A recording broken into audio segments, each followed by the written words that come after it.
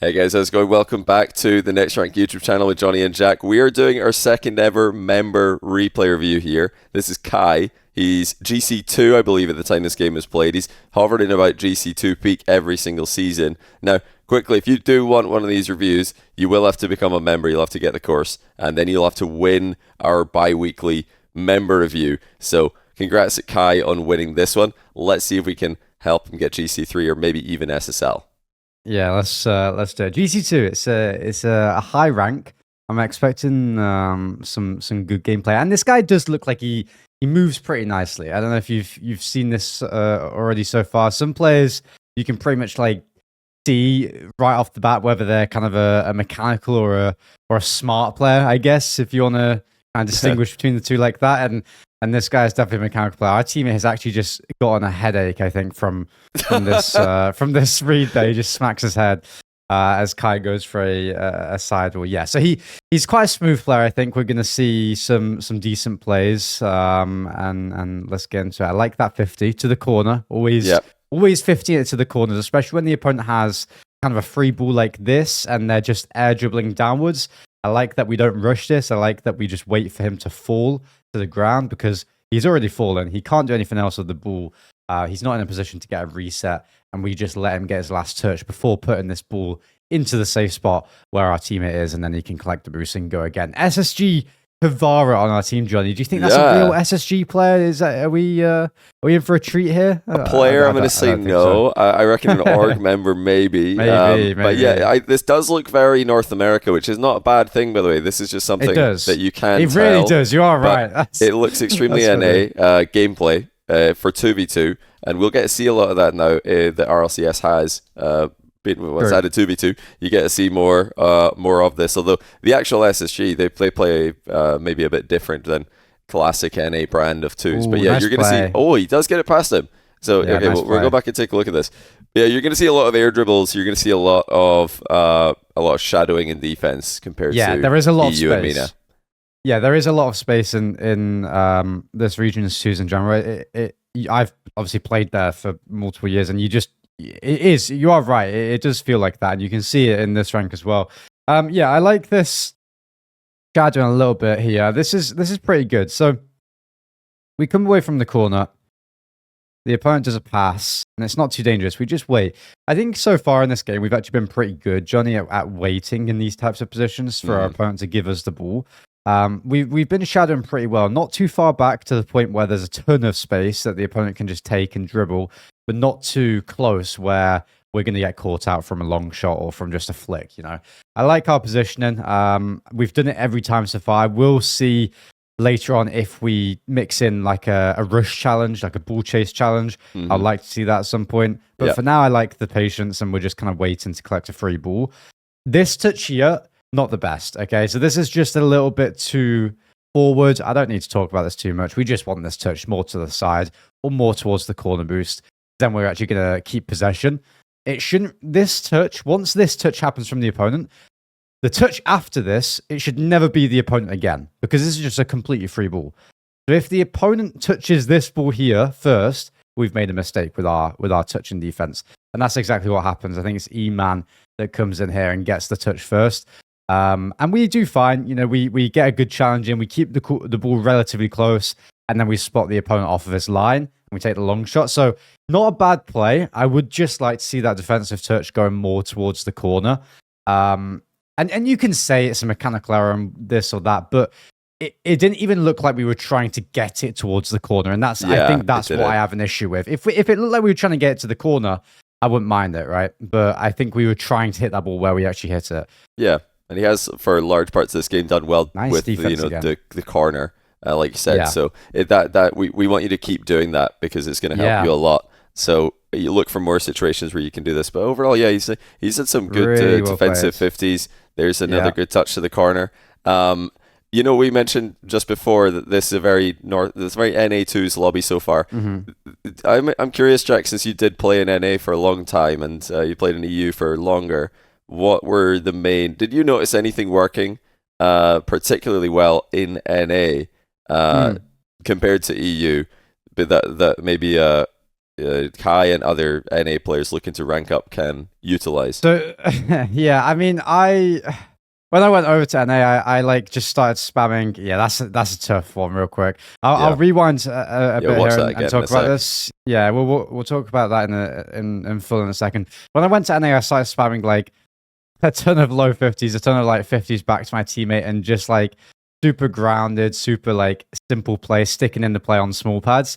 It made me like start spam it because I guess it worked a lot when I first moved, and I can't tell if that's the region or the time period, but it was also them working when I kind of was playing tournaments in EU and Gentlemates were doing it a lot in EU as well at the same time. Yeah. So, but I think that's just a good play style in general, right? Like, and it will work in NA. I think it works in most regions, but especially in this one where there is more space, sticking on these small pads, sticking closer to play, and being a little bit more aggressive when most players in this region are playing passively with their positioning and shadowing a lot. I think it can really benefit benefit you a lot.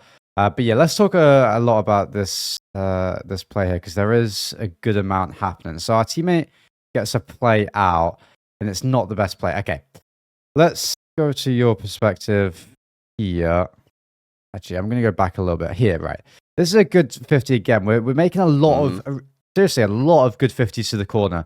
This should really never be a goal from this position. Okay, so once we do this type of like push out of our goal, we really need to make a decision between one or two kind of things that we can decide to do here. We can decide to push out and go for the ball. We can fake challenge, but it gets a little more awkward, and we have to be careful, which we are. If this guy takes a slow search, we should get onto it, which is fine. And then, to be honest, now that I say it, this is actually fine. Our teammate should have a free ball. Okay, our teammate honestly just makes a bad play. He does kind of botch this, Kai, I think Kai doesn't do an awful lot wrong here. I think that this is a little slow. That's what I will say. That the only thing I will say here is that this is a little bit slow to get up to this ball. But it's so awkward. The ball's underneath us. Maybe this is something we need to work on. Because getting aerials that are like straight above your car like this ball is literally, it's pretty much straight above the car. At least it's going in that direction. The ball's going in this direction. We're here right now. It's straight above. I used to struggle a lot with this when I first went pro. What helped me was I switched to R1 boost, Johnny. I switched to R1 boost. I'm not kidding you. Specifically for this situation because I just could not get up in a straight line whilst boosting really like efficiently with circle boost and using my thumb for the X button at the same time. So you had to hold the jump for longer, so it's just it was awkward. It was really awkward for me. So I switched to R1 because it just felt better and it actually helped me a ton. Maybe this is something we need to work on, like aerials straight above us, because this was a little slow, it was a little awkward. But the situation is a bit difficult to deal with in general. So I don't think we did an awful lot wrong here, Johnny, to be honest with you.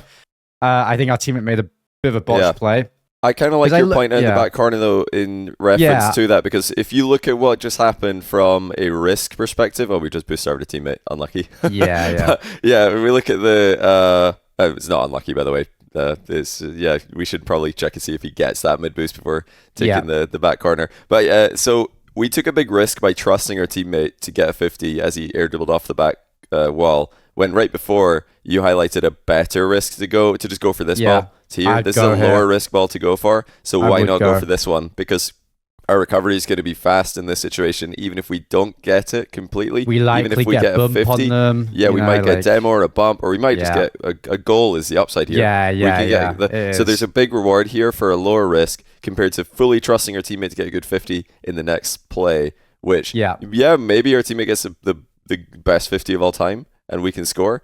But here, you like I said, you've invested so many fake challenges, so much time shadowing. The opponents will not expect you to go for this, because you've been very disciplined in defense. In the same way, if you do go for everything, just rush every single challenge, your first fake challenge will probably work really well. Because the opponents will expect you to challenge. So you could have surprised them here.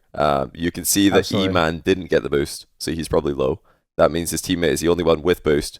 If you can dust nap, just hit the ball to the sidewall to yourself, then you're just clean through and goal. Exactly, the type of touch that we want here is in this direction, like Johnny said, to the side. Well, whether that's a touch without a jump or a flip, or maybe a single jump to land on the wall. That's a high level thing as well. But that's kind of if there's a ton of space and the opponent's challenging, or if the opponent isn't challenging at all. If the opponent's challenging and it's kind of like an even race, then we want to hit this ball with a flip, I would say. Yeah, because it's likely that we either get a 50 or we can beat him. If we use a flip, it's a little bit quicker and we can get the ball around, take the 1v1 with this guy who's going to be on 0 boost, kind of going back to his corner. There's obviously, we can see this because we can see the boost amount here in the replay. But like Johnny said, you can see that he missed this boost. You can see that this opponent got this mid boost if we're paying a crazy amount of attention, which I don't think you need to do. Like, technically, you can see it there that Nat got that mid boost, but we're going to be looking at the ball. You can beat him, yeah. The thing is, he's coming in that direction, so it's very likely he got that mid boost, which means that his teammate's going to have to go all the way back. So I would just rush the challenge. Same, right? yeah. And these are all like obviously really small things. They make a huge difference, and we do have to pay attention to them at this level. GC2's it's a high rank, and we do need to start kind of mixing in some good IQ in there. Okay, so this is actually another moment where I want to talk about this a little bit. This is a really I'm not disappointed that like we went for this touch because it feels like we almost need to. I do want to try and get you to maybe stick close to this ball and fake it. Or at least have the option to. So I like that. I don't want you to just rush into this ball and single jump next time. I want you to rush into this position because being in a position and having the ability to do something is different from actually just doing it as your first thought, okay? Because at least if you're behind the ball, you have the opportunity to 50 it if an opponent is near it last second. You can then jump. You can react and jump into the 50. If they're not near it, well, you can then turn around. You don't jump. You fake the ball, right? You fake it like this. You drive like this, and the ball will roll. It will continue to roll. Because the opponent's gone for the 100 boost, you can be in this position after facing the ball, okay? And now you're behind the ball with 20, 30 boost. The opponent's on 100, sure. Our teammate will rotate back to this corner boost. It'll be a much nicer position to handle because we can then get a 50 in this position if the opponent turns forward, which he won't have because he's getting bumped off of it if he does that. So he turns back, which means we just have a ton of space here. So this is a really how am I meant to kind of think about all that? But you don't have to think about all that. It's just that in these types of positions from now on, it's very common is what I'm trying to say. This is a very common position to be in. If we can just get beside this ball, check where the opponent is. If he's not at that mid boost, it means he's going for the ball, and then we get ready to 50 him. If he's at the mid boost, well, then no one can possibly be on the ball. We let it roll, we fake it, and we take our time. Okay, that's the best play that we can do, and it does happen a lot off the kickoff in those types of positions. So just be careful of it because now we're in a slightly awkward position, and we are going to get scored on from it because it's just our opponent's on 100 boost. He's facing the ball. We're not facing the ball. He has free possession. Our teammate has 0, and we're retreating. It's super awkward. Yeah, overall, just tricky positions. We've still got time to. It's tough, yeah. Yeah, still got time to do something in this game. So let's see what happens next. He's he's leaving his teammate, trusting him in the back corner there. I don't mind that because usually you'll hear us talk a lot about trying to play in twos, especially as a unit, whether it's in defense or in offense. But I think our teammate just scored. Freebie. I think we've done a pretty good job of knowing when our teammate is fine for a while. We can actually leave the play briefly. So I'm pretty. There's a lot of good stuff here, good habits that we want to encourage. This is going to be a theme in any replay that we look at in the next rank. It's going to be not just self-critical, only bad things. We want to spot things that do work. Absolutely. Okay, that's a good defensive touch in the corner again. Our defense and our 50s, honestly, they're fantastic. Yeah. So yeah, keep doing this. Fantastic. This is it's one of the strongest aspects of your play relative to the competition. Which I'm really surprised about because when I saw this player flip once, flip once on his kickoff. You can just tell when a player is smooth. This guy has really great movement. And players that have great movement in GC2 are usually very attacking, kind of offense focused. And this guy really isn't. These types of fakes, they're seriously, honestly, they're really high level. I would like to see a challenge at some point. More often, yeah. Yeah, I would like a bit more aggression. I think that, but yeah, really nice movement again. I think that we do miss a couple opportunities to just mix up our challenges. Good small pads here. Fake it. Yes. Excellent. Yeah, I like all of this. I like all this. But I would love a ball chase every now and then. There it like, is. Again, it's Okay. great, but that's good challenge timing. But I want to see it. Just just everywhere. a full sense. That's fantastic. This is all really good though. I mean, we've got drive challenges. Low key, our teammate needs to lock in, bro. Our teammate needs to leave the ball, bro. When there's just we are there. You've passed it to the opponent, man. Yeah, you just give it to the opponent in the corner. Oh, whoa. Okay, SSG Karma trying to insert himself in the play. Low key our fault, I think this time. But I can't tell. This is weird. This is is either of them. Anyone this is can like go just for this. we've got to give each other a bit of space. We're not reading each other on the pitch. We've got to give each other space. We're not reading each other. It's all good though.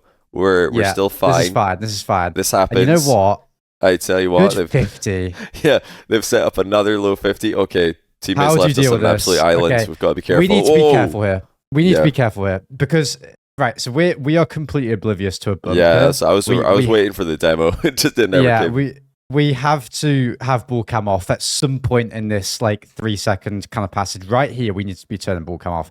I know it's or fine. You've got to run you have to move. go. You have to go wide. You have to flip. You have to boost. You have to basically change your angle because you've just seen that someone has gotten beat here. You've just beaten this player, which means they're behind you, and your teammate is now gone. So you're in a 2v1. Whenever you're in a 2v1, your first thought has to be, I need to avoid the bump that's about to happen in the next 2 to 3 seconds, or 0 to 3 seconds, basically. Yeah, it could be dead any time, literally now, if the opponent recovered quickly. But if this opponent is smart, he does not focus on the ball. He's literally that's just the freest demo ever. What is he? Demo bump. A bump is honestly probably even better than a demo here. You just flip into them with a front flip. Bump them. He goes for never focus on the ball because it's the last guy. The teammate E-man in this position is awkward, but he's going to land. He's going to be able to just Nap could demo and score himself. It's he could this score is as so well. open. This is look where Kvara is. Narnia. This guy's out. Yeah, he's not in the game. I'm baffled that this isn't a demo, but most players will demo you in this situation, so you have to make some evasive action immediately. As soon as you see this, you're flipping here away from where you think the guy is, or driving at least driving away while you find where he is. Check where he is, because this is just the most awkward ball ever. It's directly over your head, and you don't know where the opponent is, so you got to find out. So we do get a little fortunate here that didn't happen because we're not playing for it at all. But I don't mind it. In the end, I do mind it, but we in the end we do get a challenge. We do mind it. And we're fine. Okay, let's recover. 30 seconds left, Johnny. I'm liking the game so far. Again. Okay. Yeah, a little bit of. We need a bit of space from the team. Nice play. Oh, I don't mind this. And the bump. Yeah, I don't mind it. Boost steal. Turn here. Nice. Yeah, good. Nice. Okay, bump him. Oh, he tried. That's honestly a bit unlucky. Play. Yeah, very that's a good good defense play. by E-Man. He's done well there. It's okay though. I like the ball chased by a teammate. Bit unlucky with the 50. Oh my goodness. Whoa. Okay. Once I see this, I don't know if you agree with me here, Johnny, but I'm going to the ground. I'm going to the ground here. So this is I know that the shot high is awkward, but we need to cover the low option first because it's so easy for this guy to just slam a shot low. Yeah, bottom right is a goal. And it gets really awkward. It gets even this was middle of the goal, but because it was low, it was still awkward. And it was a great save. It was a great save because our positioning after the 50 wasn't fantastic. You didn't fall off the post, which is really good. But I think you don't need to go that high on the wall in the first place because there's no way this guy's booming it to the back wall. Like if you're driving up the wall like this, it's because you're afraid of somebody hitting the ball to the wall extremely quickly now, which is not going to happen off this touch. There's just no way that the opponent can slam the ball to the back wall. So you can kind of stay low on the wall, and if he does hit it to the back wall, you've got plenty of time to get up from that range and catch the ball. So absolutely, like Jack said, you would see what happens. Maybe if you don't drive so high up the wall, you can in some cases make it to challenge the 50-50. But by driving up the wall, you give yourself no chance, no options. You're kind of just stuck in the one line of play. So I have something that this guy, in my opinion, really needs to kind of add into his game a little bit is a bit of kind of, what's the word I'm looking for? A bit of assuming where the player is going to go in. And it's not even just assuming, it's almost just using context clues almost about the 50s and about the touches and preemptively moving into those spots before the actual play happens. This has happened a couple of times now where I would have liked to see Kai be a little bit more active with what's happening on the ball currently. So, and I'll go back in a second and check. I think it was for the second goal of the other team, or maybe it was first goal, but it happens in that one. I didn't say it yet because it was a little bit hard to do, but now that it's happened again, I think we should speak about it here. Once we see our teammate get to the side of the play, this is quite high level. It's pretty hard to do this. It's pretty hard to trust our teammate as well. But once we see this, we need to be boosting down. We need to be go forward. Boosting down, wave dashing off the wall onto the ground, and getting forward, because this is really likely that this ball is hit from our teammate, or at least 50'd, and it hits off the ceiling on a bounce. And I know it's easy for me to say this in hindsight because that's exactly what happened. But I know we just saw it. What a read. Yeah, I know. But this is very likely to happen when this type of challenge happens from our teammate. When this type of challenge happens, when it's sideways challenge or like even behind the opponent like this, we need to be ready for any type of 50 to bounce off in this area off the ceiling and go down. Again, it's quite high level to do that, and it does take a lot of experience and trust and confidence. But you do need to start doing it at this rank because you're a quick player. You've got good movement. You rarely mess up your like movement recovery mechanics from what I've seen, and we need to use that to our advantage to get onto these balls earlier than our opponent, because we could just take a 1v1 against Nap there. If we do what I just said and move down here and boost into it, there's a chance that we get to the position early enough that Nap has to back off. And at worst case scenario, there's a chance that we just straight up beat him because he's going to go anyway, right? Yeah. I think we're first here if we move into this position. Oh, totally. Look where he is. Yeah, he's so far. So I think we move here. Yeah, we're very like defensively minded in this entire sequence. We're thinking, what if this guy absolutely slams it to the backboard, which is not going to happen. We're afraid of like ghosts, and we're so afraid of the thing that isn't even going to happen that we miss, like Jack said, an opportunity to play way more aggressively, or if not, if you don't want to go full aggression and read it, if you're not comfortable reading it, you can at least like be in the area. You can at least have the option to be in the area. So don't immediately commit to the wall. Yeah, I think staying low on the wall, you can, or like on the ground next to the wall, you can still easily get up there while still having more options. Yeah. First point was be lower on the wall, and then second point, definitely you can then make a decision whether you want to go for the ball or go up the wall for the backboard if that happens. But this one I also noticed it, and it's a bit harder to do. But again, this ball is going to the corner. I'm not sure if I should be advising this, especially in GC, but because it can get very awkward if you don't realize that the opponent is like here, let's say, and then you push into this corner with your teammate. You just concede. So I do want to be careful with saying this, but I want to give an example. This is also one of these plays where you can almost preemptively move forward and boost when you see that your opponent, when you see your teammate trying to get a touch here, because there are very little places that this ball can get touched onto a wall from. It can either go backwards, the teammate messes the touch up and he accidentally hits it backwards, well then it's here, or it can go here, right? These are like, this area is the only area now where the ball can go from this type of touch, so we can boost. We can boost into that position to make sure we're first if we need to.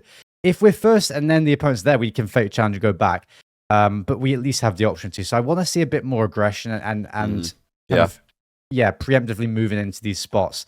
But be careful with that second one, because like I said, it can get a little awkward in the corners, obviously. I don't want to advise that too much. Okay, let's get back to the play, Johnny. We make a great save off of a tough position. We make a decent 50 out. Our game is lagging for some reason. There we go.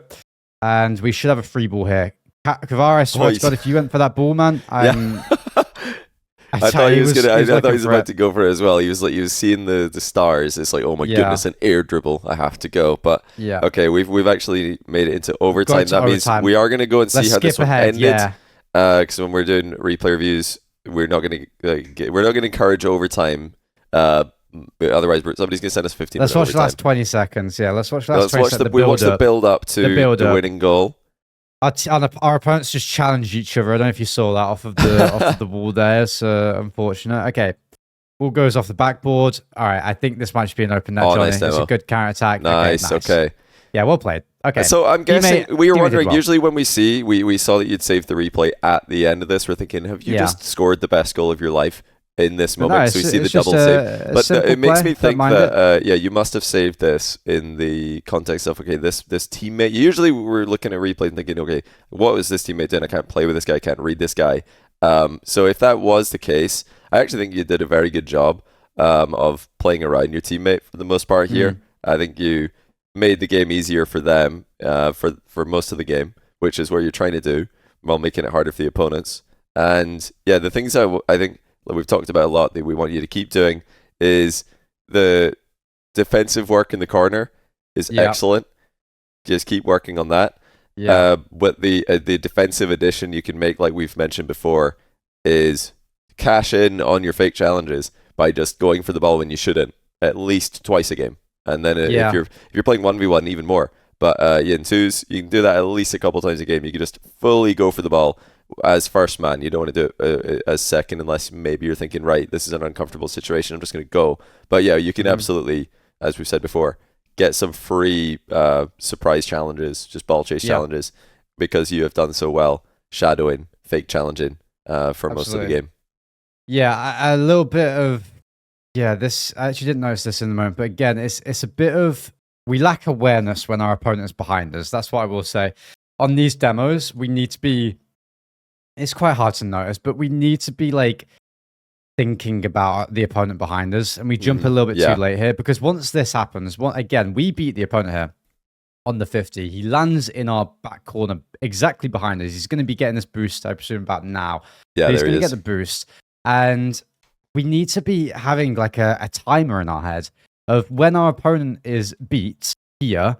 We need to realize, okay, in about 3 seconds from now, he's going to be going for a demo, or it's a very high chance that he's going to go for a demo. Okay, and we need to be jumping in that moment where there's a high chance he's going to go for a demo, because it's just going to happen. We have to be aware of it, and this has happened a couple of times now in this game where we're not recognizing this kind of danger at all here, and it's just it's causing us to give up a couple of demos that not that they shouldn't happen. It's still a good play from the opponent. And honestly, I'm not going to lie, this still happens in like my lobbies. Like opponents won't be jumping here. Like if you can get this out of your kind of game now and create that good habit of recognizing when an opponent's behind you going for a demo, it will stick in your head forever. Like I remember, I think I like at probably around this level, I started getting decent at spotting when opponents are behind me and stuff, and avoiding them. And I would say that I'm still pretty decent at that now. It will always stick with you. So I think that is one thing that I want you to work on. Yeah.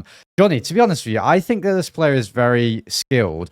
I don't think he had many chances to show it in this replay. I don't think he had in many, offense. There wasn't a lot of chances. Not a lot of I don't think he had many opportunities to get on the ball in a solo play. I will say that this one here is a slight opportunity. So. This but it's so awkward. I'm not happy with our teammate.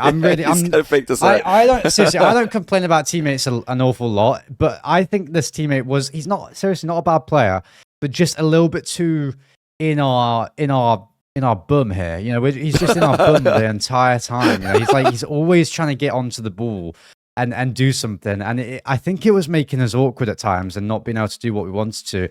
But I will say, for this type of play, if we can take it towards the opponent's net, that is the best first touch we can We do have a bounce, by the way, to work with here, I think. Yeah, we have a bounce. Of course we have a bounce, otherwise we wouldn't be air dribble. But yeah, because we have a bounce, you don't need necessarily to just go grind to air dribble. Yeah. You do have the option of like pinging it sidewall and then making a play, because that's like less reliant on our teammate being smart.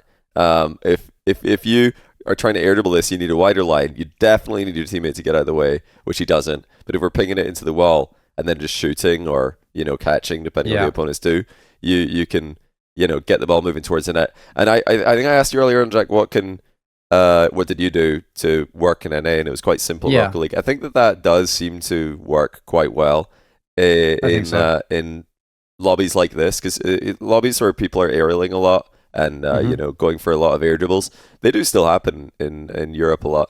They happen a lot around about these ranks. So this is very similar to the ranks that I'll be in for most of the time I play twos.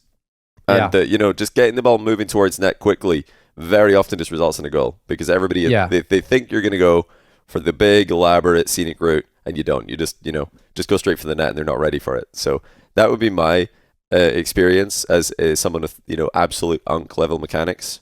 The things that I have most success with are the lobbies where I just feel like, wow, these people were not ready for my unk play is very often aerially focused players because they don't expect you to simply shoot the ball first time or just, bounce it off the sidewall to yourself. And I agree. Yeah, focusing on touches that make the opponent awkward rather than trying to just like get flashy play or this or that kind of thing. I think that's going to be really effective in this type of lobby here. Yeah, Johnny, I like this player a lot. I think Kai is a great player. Yeah. I would just like to see a bit more. Yeah, it's such a good play. This is such a good touch. I'm going to be honest. Like it looks so simple. It gets a boost. We watching, avoid the boost. We avoid getting dunked to oblivion. Dunk. Yeah, it's amazing. And he puts the ball. He puts the ball into a spot that he can carry on with it. The issue is we just don't recognize that we beat the opponent quick enough. Like we're turning back here, which should be our first. This should be our first turn. What you did here, perfect. This should be our first turn back this direction because there's a high chance that this opponent dunks us. But what I like is that we grab the mid boost, which means that we're going to be faster than our opponent. We have more boost. We have more momentum. We didn't flip into it. We didn't jump into it. We're going to be back even if we get dunked. But we avoid the dunk. We turn back just in case we get dunked. But once this happens, we have to have quick reactions, man. Like we need to... GC2's this is a tough rank. We now need to be like working on our ability to recognize stuff like this and snap onto the ball. We have to turn here. Once we see our opponents getting beat, now turn. Don't carry on turning back to net. We have to turn the other direction now to try and capitalize on this 2v1 almost, right? E-Man, yeah. I think there's a chance he gets bumped. There's a chance he dives to the ball. We're on the wall, so we're closer to the ball already. We already have that height advantage, so we're closer to the ball. We're going to be able to beat him if we just go and he goes as well. So we need to be recognizing this and turning and boosting.